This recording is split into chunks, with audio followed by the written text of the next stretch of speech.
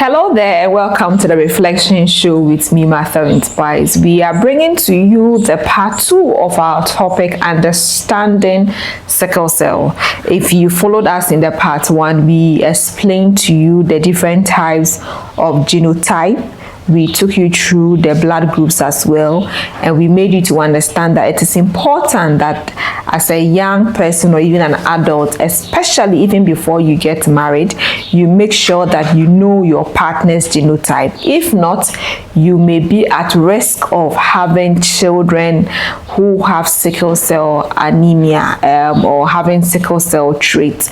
So we spoke a lot on this. So if you want to follow us to get to have the part 1, that is if you missed the part 1, go on YouTube and you will see at Martha Inspires, that is our YouTube name.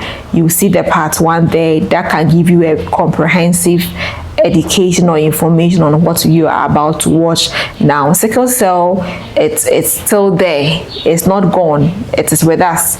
So you have to make sure that you add up to the numbers that we are all hoping to prevent. I will be speaking with again Madam Eunice Akamba. She's a principal nursing officer and hematology nurse resident here in Tamale, just for you and I to stay safe. Welcome back to the show. Thank you very much. Thank you. Yes. So sickle cell, we delve into all that. Now we are going to look at nutrition.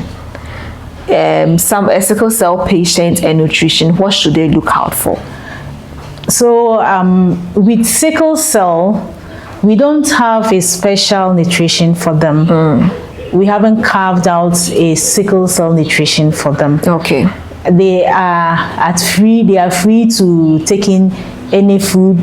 They are free to eat whatever they want, but we would only caution them that because of the nature of the disorder, we will expect them to eat more of vegetables, more of fruits, so that we can build up our immunity. You know, those are what would contain the vitamins that will help build up the immunity. So we are taking in more fruits, more vegetables, and then we will have to eat more regularly. And then we don't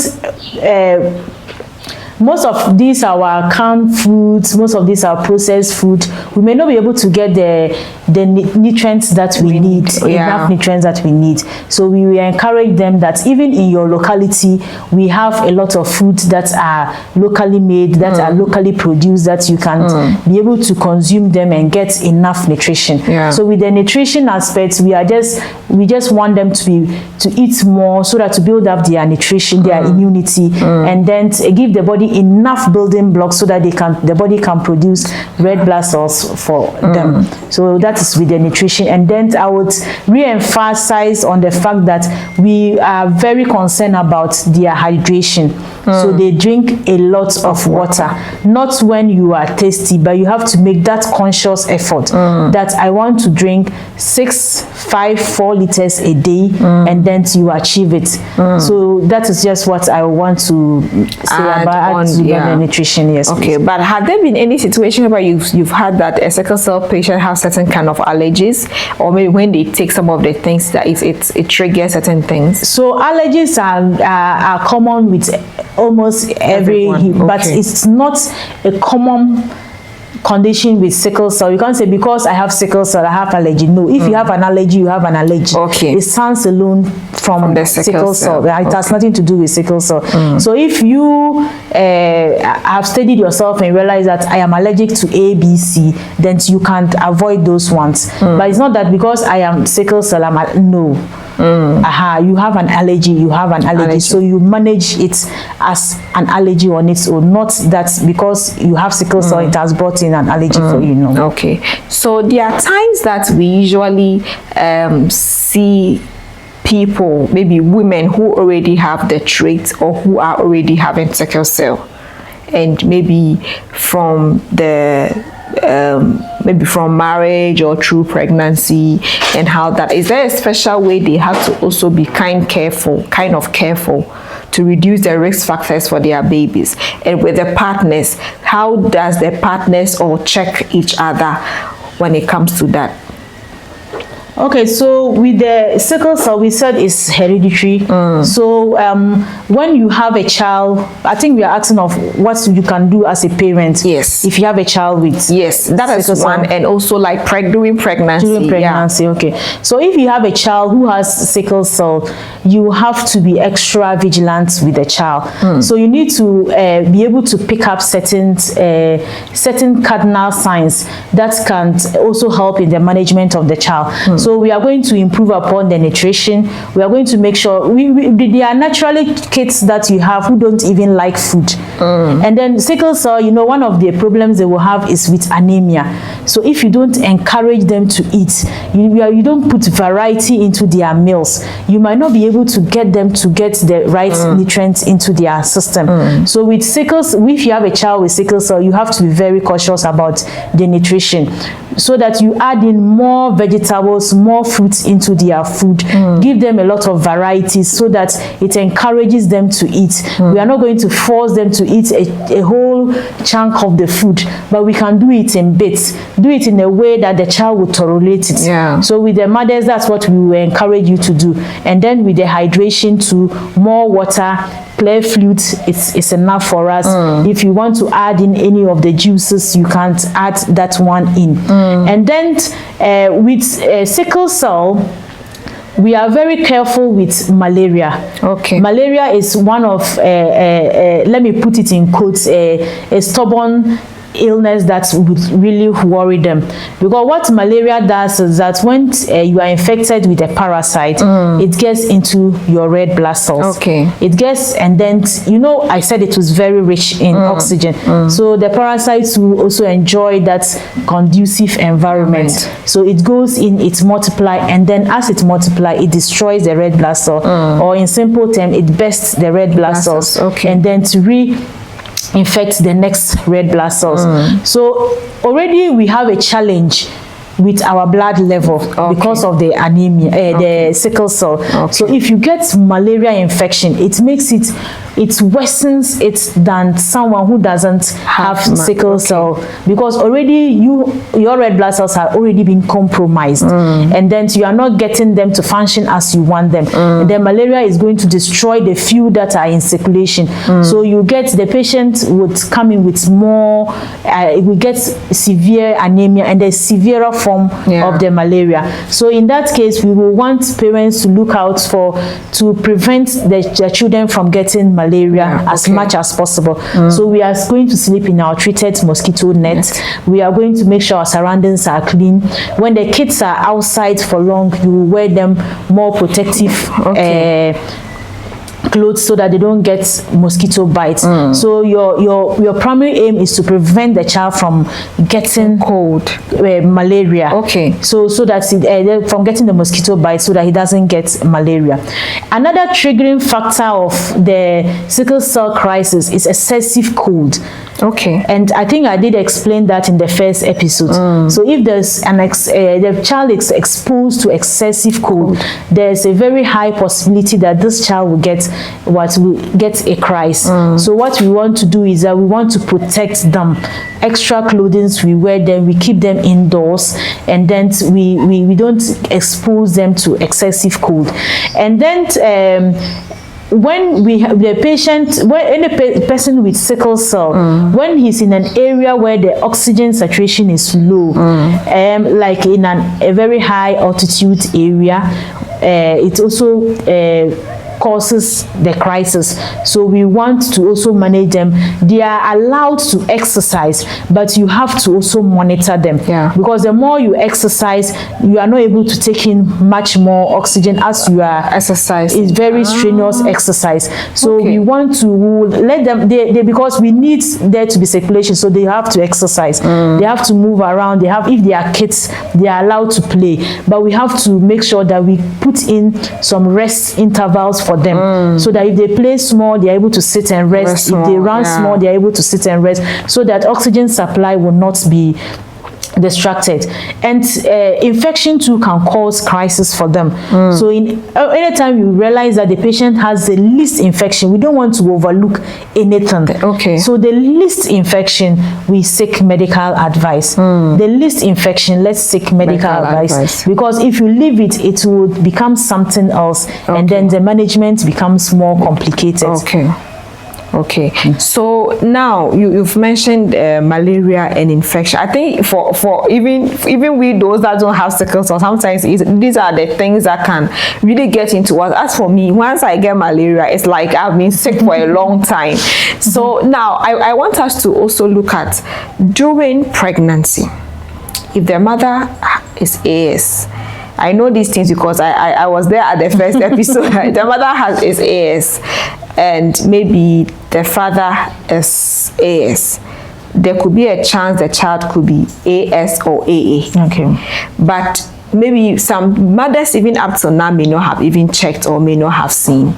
Or maybe they have seen and they know that the child will at least have a trait. What are some of the measures they can take during pregnancy? I know you mentioned that once a child is born before 5 years, they have to screen.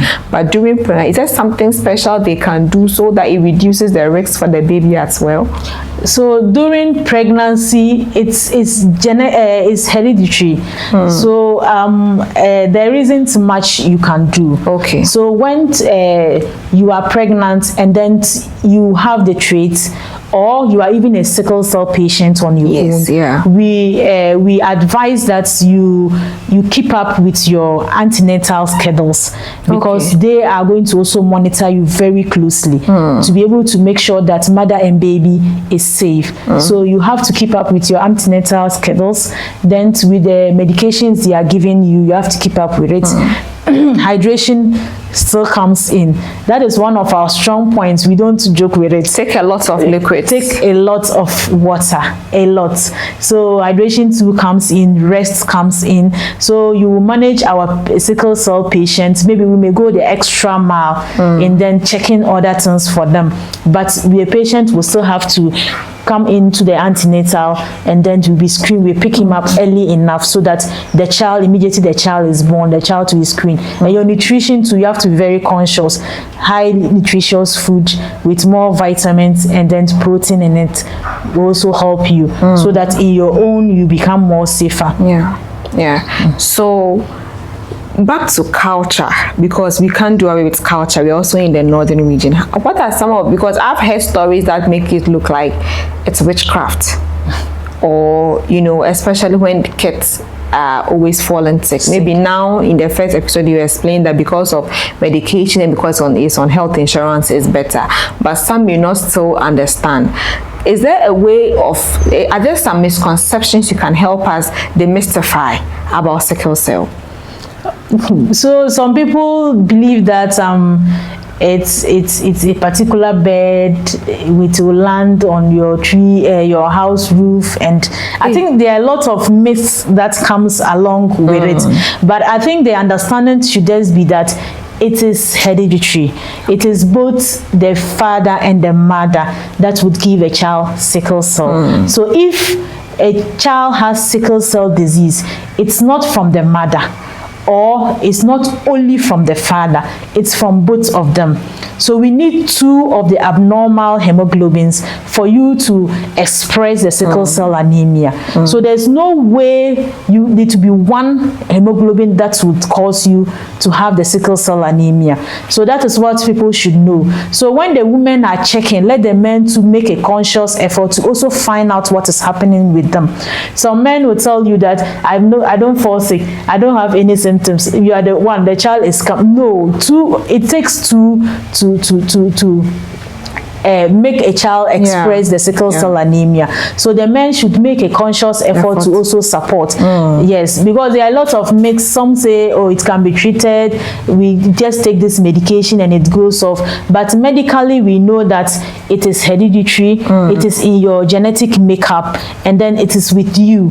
So we haven't yet discovered what you can take and then it will disappear. But we know that medically we can only modify the disease treatment, but not taking it away as it's believed. So culturally, I think if you go into a health facility and then you talk to your provider, they'll be able to explain things much more better for you to understand. Because now the current trend is that if you are able to understand the disease, you are able to manage it better. Okay. Because people are living with it and you will not even know that the person has sickle cell. Wow. Someone can tell you that over 5-6 years I haven't had crisis, because he has understood what is happening and he's managing it.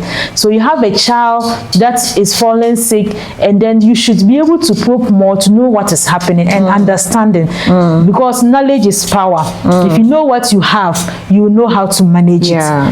We are working, we are modifying the disease so that it doesn't express itself as it's used to. So but you need to come on board. We can't do it alone. So parents have to come on board, the family have to come on board, so that together we'll be able to manage it. What we would love to see is that we don't want to see any child being born with sickle cell. But if it happens, we can come together and then modify the disease so that the person can live a near normal life. Yes, ma'am. Okay, I like that what you said, a near normal life. I remember when we were in school in senior high, there was this girl who was always falling sick, and there were times you could even hear teachers and even students like, oh, this girl, she's pretending all the time. I think it was after SS that some of us understood that it was sickle cell that she was dealing with, and what I think even in primary school there was this boy and girl, they were siblings, and they don't come to school on Fridays, and there was a new head teacher who was like, no, how come? And they said they had to always go for checkups. Before every Friday they had an appointment with their doctor. So and people were like, oh, what kind of sickness that and their parents were rich, so they were like, oh, rich people too, they want to check. We those who are not checking, are we not alive? So it was later on that I think all of us got to know that it was sickle cell. But you cannot come and tell the whole world that I'm going through this thing. But the discrimination. So let me ask, so when you see them and then those that were not on treatment, from your own observation, you will see that they are different. Yes. You see that they live a life, and you just think that, oh, I don't think it's not even, it's far from them. Yes. Because they are normal. Let's look at discriminations. How can it affect a sickle cell patient? Discrimination, it's a very difficult issue. Mostly when you have sickle cell and you are being discriminated upon, or you don't have access to medical care, you get deteriorated very fast. And as I mentioned in the first episode, you have the risks of getting your organs being damaged. And when the organs are damaged, sometimes we can't reverse them. So the quality of life the person lives would become very low. So we want to appeal to everyone. You know a sickle cell patient by you have been privileged to have that information, because most people will not open up. If the person has been open enough to tell you that this is the situation, let us come together and then help out. We can support in a lot of ways. Emotional support is a very key thing that you can give the person. We are not always asking for financial support. Sometimes the person might not need financial support because he has enough emotional support and a shoulder he can rely on. So you will not even get to the stage of an organ damage that you may need to contribute money for him. So the little things that we are doing, if we encourage them, they'll be able to go to the hospital. Someone will not come to hospital because he doesn't want his friend to know that he's always going to hospital and he has sickle cell. But if we come together and then we support them, they would come out and then we'll be able to help them. There are a lot of good things happening in the world to help them, but the only way out is for them to avail themselves. It will not be, you can't just go into people's homes and force them to do the test, but the person has to come out. And all they're coming out and getting that support is from you and I, coming together to support them and to move their cause forward. So sickle cell is not a death sentence that has been given to someone. It can be managed. Let us rally around them. It's no fault of them. They didn't decide to be born with sickle cell. It is something that they have been born with, and it is something that is living with them. So let's not make life more difficult for them. Yes, let's come together, because some of them, they even take their medication and they don't take them. Wow. Because you have to be on it every day. So every day he popping pills in and out. Some of them become so discouraged. So if he's living by you, or you know someone like that, and you encourage the person knows that you're not going to judge me because I'm always taking pills, then you see that they may be motivated. We have those that have gone to secondary schools. Some of them, when they were kids, the parents were bringing them, they were followed, and now they have grown to some level. They don't even come up again because they are afraid of that stigma. It will not help them.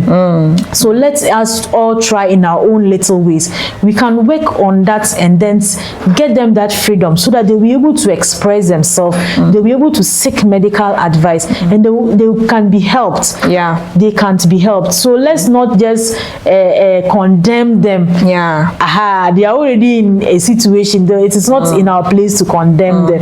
As I always tell someone that, you know, you have sickle cell, but the next person, do you know what the person is suffering from? So sometimes, so we can help them. They can't actually move forward if we rally around them, because research has shown that even in Ghana, 1 in every 3 person has at least a sickle cell trait. The S hemoglobin, either S or C. Wow. So if you take 3 people, at least one of them will either have an S or a C. So either a trait or the disease.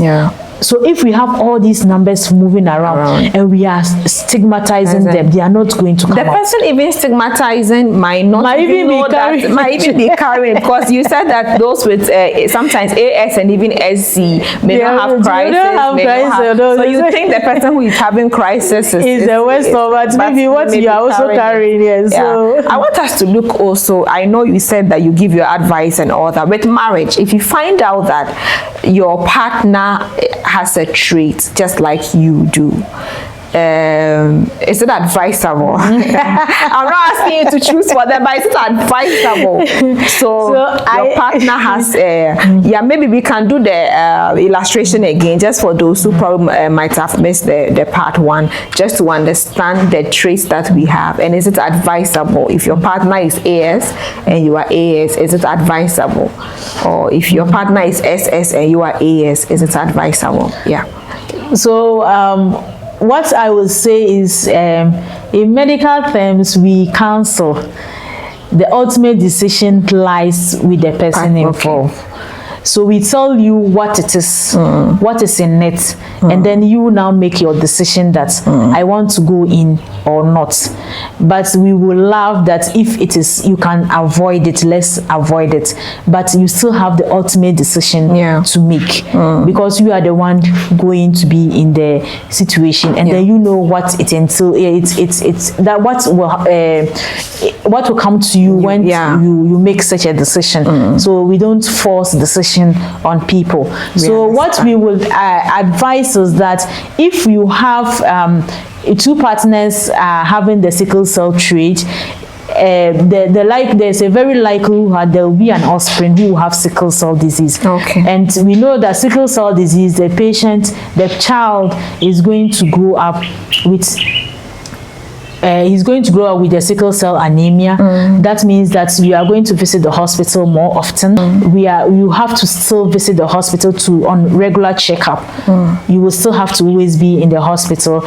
It may be financially draining to the family if they are not well established. Emotionally, it may be draining to the family. That's all the time you have to have a child that is this and this and this. And then some of the patients too, those who don't respond to therapy too, you may have to spend more in managing them. And then it may also affect their education, because as he spends more time in the hospital, he might not be able to go to school. So his friends maybe, and then sometimes because he's sick, you will not be able to play around with your other kids. But still the decision still lies with you to make the decision on what you would hope you want to. With this thing, I think we did this illustration already in the first episode about the sickle cell. So we're saying that if the both parents are AS, then we are looking at what is the likelihood of the offspring they are going to bring up. But we also made it clear that these offspring that we are bringing out, it's not with each pregnancy, but it's with each pregnancy, but not for all the children. Not for all the children. So if the father, the male can be here, and we can put the female here. So this one we are just choosing. It's not as if that is what it's going to be. So if the man has AS and the woman too has the test and realize that he's AS, what is the genotype of the offspring they are likely to give birth to? So we have, if the man brings the A gene and then the female to bring, then we have AA. Okay. So if the A comes and the female too brings down the S, then we have an AS. If the male brings S and the female brings an A, we have AS. If the male brings the S and the female brings the SS, so we have SS. And this SS is the sickle cell anemia. And these offsprings are going to have the traits of sickle cell. They may not, most likely not have symptoms, but they can also pass it to their offspring. So what I said is, with all these 4 possibility of the offspring, is with each pregnancy. So if you give birth to 10 children, every pregnancy, if these 2 couples give birth to 10 children, each pregnancy, this is the likelihood of each offspring that they are going to have. So it doesn't mean that I've given birth to 4 children, one should be AA, one will be AS, the other will be AS, the one will be SS. No, it means that if I have my first child, it can be either of this. If I have my 6th child, it can be either of this. If I can have my 10th child, it can be either of this. So I think that is what I just want is to sink in. So if you meet your partner, I think this we can all just you can cross it out. If the man is AA and the woman is AS, it means that at all times the partner is safe. Yes. Okay. So if the man is AA and the woman is AS, that means that what we can get is a trade. So the patient, they will have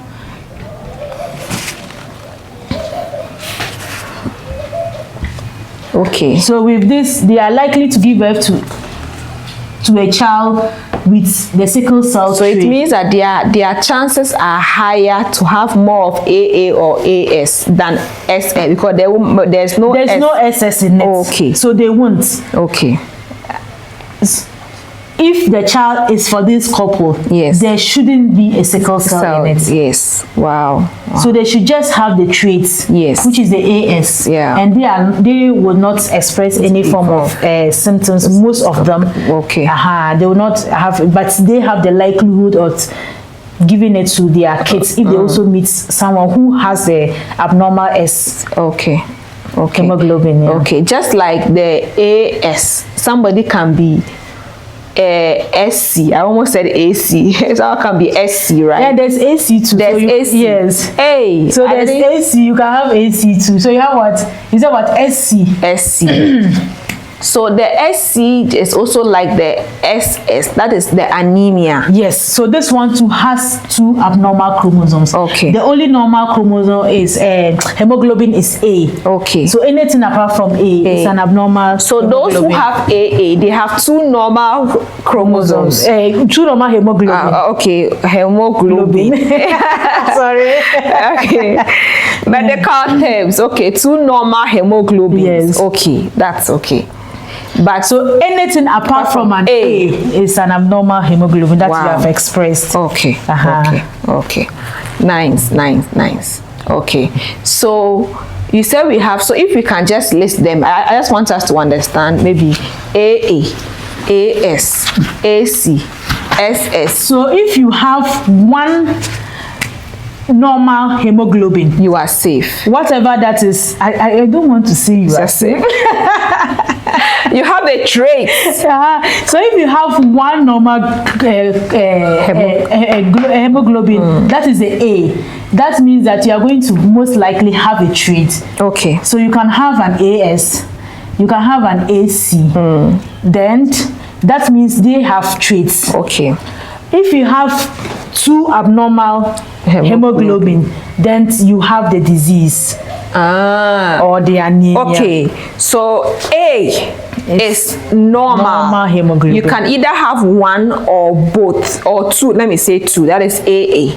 But S or C is abnormal hemoglobin. So you can also have 2 abnormal hemoglobin, just like somebody will have 2 normal hemoglobin. Okay, okay. So if you have 2 abnormal hemoglobin, then you have expressed the disease.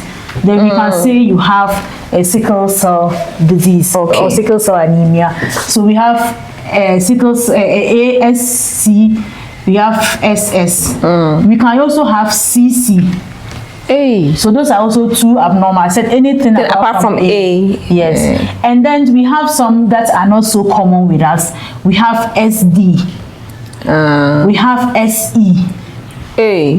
You mentioned AE too, or is it AD? SD. SD, okay. SD. The SD is there, okay. Yes. And then we even have an H too. Some also have an SH. So some are very common in certain parts of the world. But we are intermarrying. And then anything can happen. So it's better you have it at your back of knowledge that this can happen. Any of these can't happen. Okay. So we have 2 abnormal hemoglobin. Then you have expressed the disease. Okay. If you have a normal and an abnormal, then you have traits. Okay. Even in exams, if anything apart from A is abnormal. Are you sure? And I think for a flashback, we made mention of the blood groups. Yes, again. of the blood groups. Yes. So having your blood group is different from your sickling genotype. So your blood group is different. That's the group of your blood. And then your sickling genotype too is different, showing us what the shape of your red blood cells are. So with your blood group, we have your A, we have the B, we have AB, and then we have O. Okay. So these are under the ABO classification. Then we have another classification. That is, we look at what we use. There are lots of classification. So that is a rhesus factor classification, which becomes either a positive or a negative. And that is what we use in Ghana. So we have the AB positive, A negative, so it goes that way.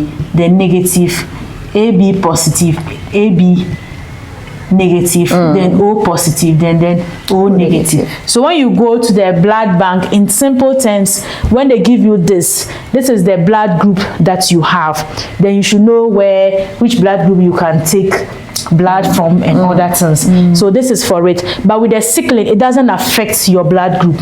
So you have sickle cell, you still have your blood group independent of the sickle cell disease. So you have your blood group differently, you have your sickling too differently. So you know that I have sickle cell, so that when you are going to give you blood as a sickle cell patient, this is what we are going to look at. Your group and then the group that you can take from. Okay. Okay. So with blood groups too, it doesn't matter which group you marry, just as the genotype. I think we are going to talk about, we are talking about a lot. No, just brief. Just so with brief. The blood we don't have a lot of time. It doesn't really matter because medical science has given us, because A and B, you can't combine them. Okay. When you combine them, you will get some reaction. Okay. Which we will say hemolysis. So when you combine them, they will react to each other. Okay. Okay, let me say they will clot. Okay. So we don't combine A and B. So when you marry, one is A and then we don't combine positive and negative. Okay. So when you marry and then there's a positive and there's a negative, we don't have a problem. It's just that we need to pick it up early, and then we give you some medication. Immediately you give birth. Wait, so if I'm O positive, I can't marry somebody with O negative? We don't have a problem with that, but we need to detect it early. Because if we don't detect it, and then the child takes the other partner's, okay, let's take it that you said if you are O positive, and then your your husband is O negative. So let's do it this way. If you are O negative, okay, and then your husband is just positive. So that will make it very short. Yeah. And your husband is positive. What is that? There is something that you are supposed to have that you don't have. Okay. That is why you are negative. Okay. And your husband has it. That's why he is positive. Positive. Okay. So if we give you your husband's blood that you don't have, you will have to protect yourself. Okay. So your body will produce some antigens or some antibodies. Okay. To protect you. Okay. So when you are pregnant with the kid, okay, the baby, yeah, and then the baby picks your husband's blood, yeah, and then during delivery, anything can happen. Blood can change and can mix and all those things. Your body may produce this an antibody against this positive because it's foreign to it. So your next pregnancy, if the next pregnancy comes and that antibody, it will destroy it will have an effect on the fetus. So we can have people having a spontaneous abortion, like they keep they will deliver and they'll say, there's no problem, everything is set, but the person still lose the pregnancy because something has been produced in the system. So it means that before you might even have to go to the hospital for checkup for them to know your blood group and your husband's blood group. Yes. So mostly when you come into the antenatal and then we do all those things. Antenatal, that's why we always advise that you start antenatal when you realize like you said, this is not part of it, but I don't know why. I don't know why I asked, but I'm really learning something new. So if you come, I thought blood groups didn't really matter. It matters. They're positive, but that's why we have positive and negative. We can't give you a positive blood or a negative blood if you are not. I thought it just if you want to donate to somebody. I didn't think that it had any effect on pregnancy. Yes, because if you are fortunate, the child picks up yours. That's fine. But there's a likelihood I can pick either yours or yours because you're both combined. So, but if I am positive, the woman is positive, it means the risk is lesser. It's lesser, yes. Than if the man is positive. Yeah. And so if the woman is, let's say, O positive and the man is O negative, it's quite better. The risk is lesser. Okay. Yes. Hey, this one there, we have to that's all that. Hey, I don't know why I asked this question, but I think that it's a highlight. So it's very important. So when you find out they can't do something, that one, unfortunately we have medication. Okay. So immediately, mostly we let you buy it even before you deliver. So we don't want I've delivered, we can't find it. No, because it's a risk no one wants to take. So immediately we detect it, we tell you, you are able to organize funds, you buy it, and then you keep it. Immediately the baby is out, they give the drug so that you don't form those antibodies. That's what affects the subsequent pregnancy. So either you have a problem with the child the person may abort depending on the extent of damage, or the baby might come out but will have a problem from the first day of birth. So we have to manage that child. If we are fortunate to get it, if we are not, we might lose the child. So we don't want to take chances. Wow, it's getting so interesting here. I see. Let's take a break. We'll be back to wrap up.